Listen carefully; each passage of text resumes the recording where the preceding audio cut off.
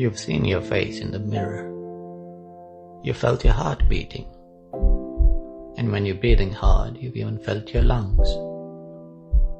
But it may seem that you've never felt your own brain, the center of what you are according to modern beliefs. But this is not as it seems. Everything that you have ever experienced in this life has been the brain activity. What you're experiencing right now. So what you thought was your heart beating, or the feeling of your own breath, is actually the experience of brain activity. Certain bits of that activity. So if the brain is the organ on which this activity is taking place, with what organ do you know the brain activity? And initially you might question whether the brain could experience itself. Many believe so these days. But isn't this mixing up cause and effect? If the brain is the medium on which brain activity takes place, the substrate, it is part of the cause. The activity is the effect. And then there's a third layer, the layer where there is experience. The activity is experienced. So the cause cannot know the effect. When you know brain activity, you do not rely on any external organ, anything external at all. You rely on this quality of being present and aware. And whatever you are, it is inseparable from this quality. Because you can imagine having a different body, transferring yourself somewhere else.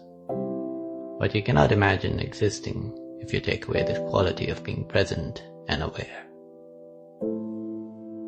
So what is it that has this quality of being present and aware? It is you, of course, but what are you?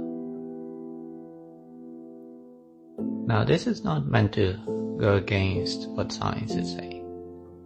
You see, when science describes the brain, it describes different parts of it. It doesn't go so far as to claim that a certain part is conscious and observing the rest of the brain activity. That is still an unknown. It has not been proved where consciousness resides. But everyone's going around believing that consciousness resides in this body. Most often now it's being believed it's in the brain. But is this really true?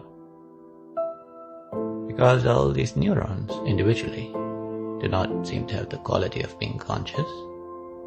They are the substrate, as we've defined, the medium on which brain activity takes place. And that activity is being experienced. So there's clearly another factor in play here.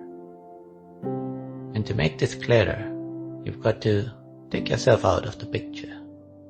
Take out your individual self from the picture. And then consider. Say you see a flock of birds flying in the sky. Just consider the flock of birds. Clearly there are different birds there, different brains in there. And each bird has its associated stream of experience. So the brain activity in each case is giving rise to a subjective world. And each subjective world depends on the instrument of observation. A bird's world will be quite different to a human world. Birds can see in ultraviolet, so the colors will be quite different. They can hear frequencies humans cannot hear. So there'll be two kinds of sounds, music. And of course the thoughts and range of experience themselves will be quite different.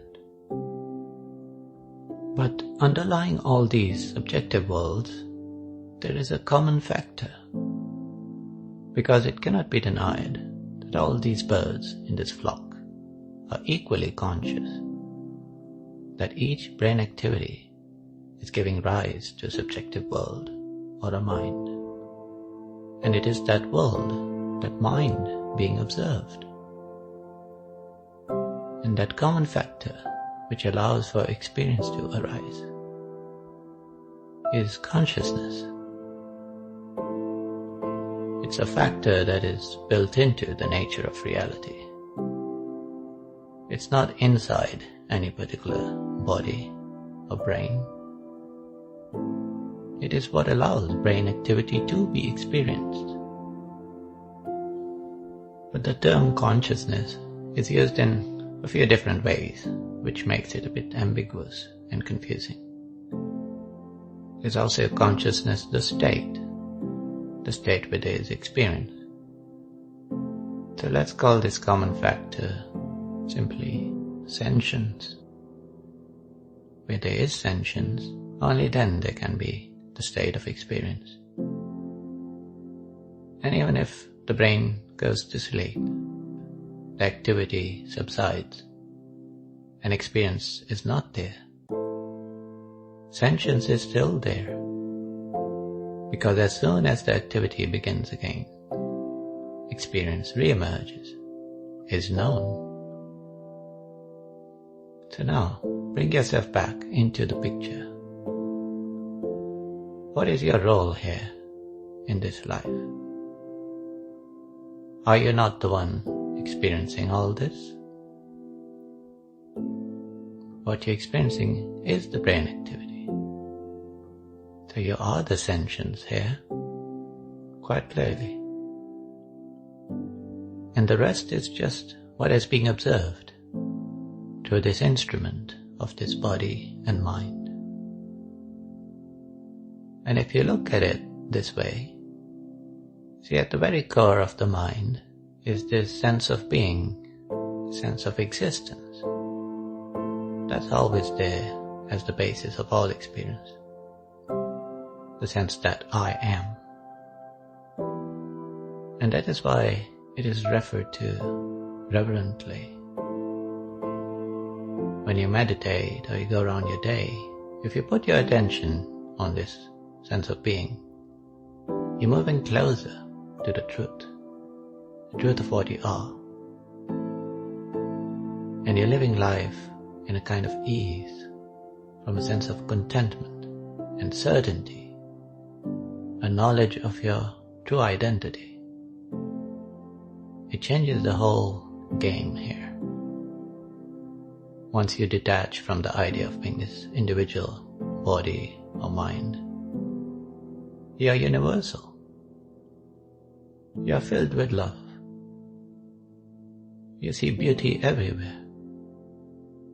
Because now you're looking not through the lens of this particular instrument, but as the reality behind all these instruments. The reality that gives them life, that loves and experiences life. So that is why it is important to understand what consciousness truly is. What is truly conscious?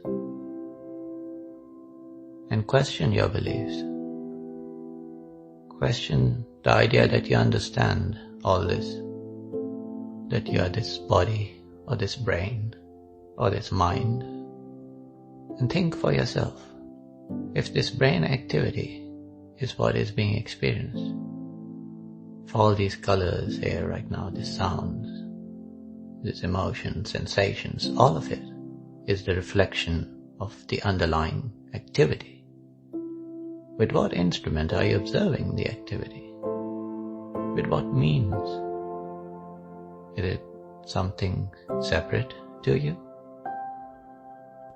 Is sentience or consciousness something separate to you? Or is it what you truly are, quite clearly and obviously?